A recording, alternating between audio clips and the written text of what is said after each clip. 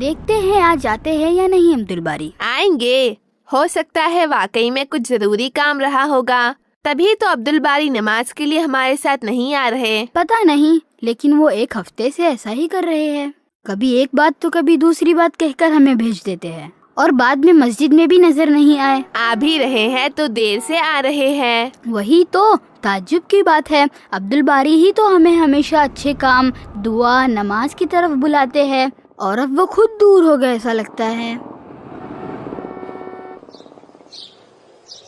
السلام علیکم عبد الباری، نماز نہیں آ رہے؟ وعلیکم السلام۔ وقت تو دیکھو، تم تو ہمیشہ وقت سے پہلے نماز کے لیے آ جایا کرتے ہو۔ وہ میں بس تیار ہی ہو رہا تھا۔ تو اب چلو ہمارے ساتھ۔ تم دونوں جاؤ، میں بس ابھی آتا ہوں۔ ٹھیک ہے، چلو سرفراز، ہم نیچے انتظار کرتے ہیں۔ ہاں ٹھیک ہے، آتا ہوں۔ یہ اب تک نہیں آئے، 15 منٹ بچے ہیں، ہمیں سنت نمازیں بھی پڑھنا ہے۔ اسی طرح وہ دیر کرتے ہیں آج کل، پتہ نہیں کیا ہو گیا ہے عبد الباری کو۔ عبد الباری کو کیا ہوا ہے؟ کیا کہہ رہے ہو تم سرفراز؟ السلام علیکم آپا۔ السلام علیکم۔ وعلیکم السلام۔ وہ آپا دراصل عبد الباری کچھ دنوں سے ٹھیک سے ٹائم پر نماز نہیں آ رہے۔ ہمیں تو لگا جیسے وہ بہانہ کر کے ہمیں ٹال رہے ہیں۔ اچھا ایسی بات ہے؟ وہ آ گئے عبد الباری۔ چلو نوید، سرفراز، آپا ہم نماز پڑھ کر آتے ہیں۔ ٹھیک ہے، لیکن عبد الباری کیا بات ہے جو تم آج کل نمازوں میں کوتاہی کر رہے ہو، دیر سے جا رہے ہو؟ آپا میں خود بھی پریشان ہوں اس بات کو لے کر، آج کل مجھے بہت سستی سا لگ رہا ہے، میں چاہ کر بھی نمازوں اور عبادتوں میں دل نہیں لگا پا رہا۔ اچھا، اس میں پریشان نہیں ہونا چاہیے، بلکہ تمہیں کوشش جاری رکھنا چاہیے کہ تم وقت پر پابندی کے ساتھ نماز و دیگر عبادت کرو۔ میں کوشش بھی کرتا ہوں، لیکن کچھ نہ کچھ ہوتا ہے اور میں یا تو دیر ہو جاتا ہوں یا مس ہو جاتی ہے نماز۔ دیکھو، یہ اس وقت ہوتا ہے جب ہمارا ایمان کا لیول کم ہوتا ہے، اور ایمان کبھی کبھی اوپر نیچے ہوتا رہتا ہے۔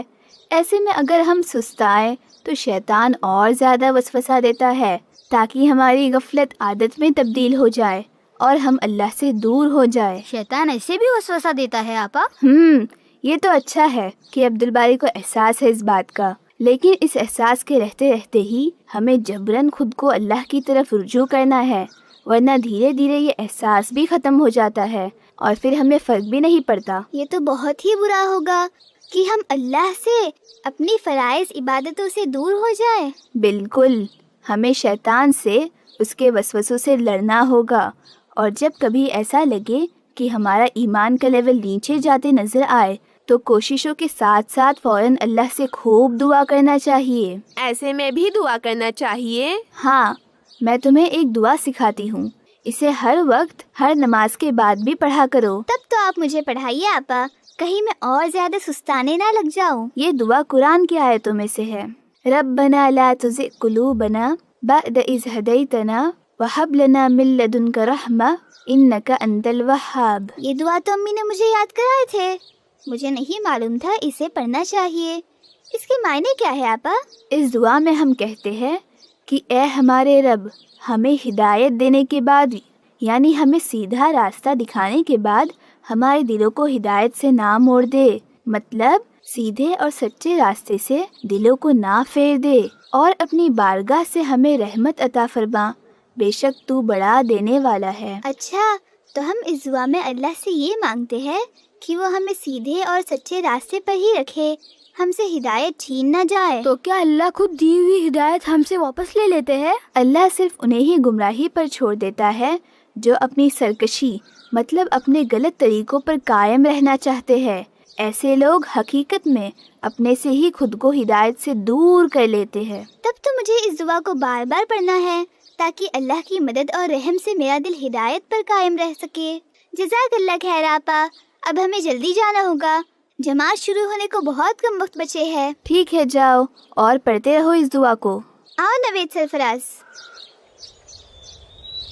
تم نے بولے تھے تمہیں یہ دعا آتی ہے، مسجد پہنچنے تک تم ہمیں یہ دعا پڑھا دو، ہم بھی یاد کر لیں گے۔ ٹھیک ہے، میرے ساتھ پڑھو۔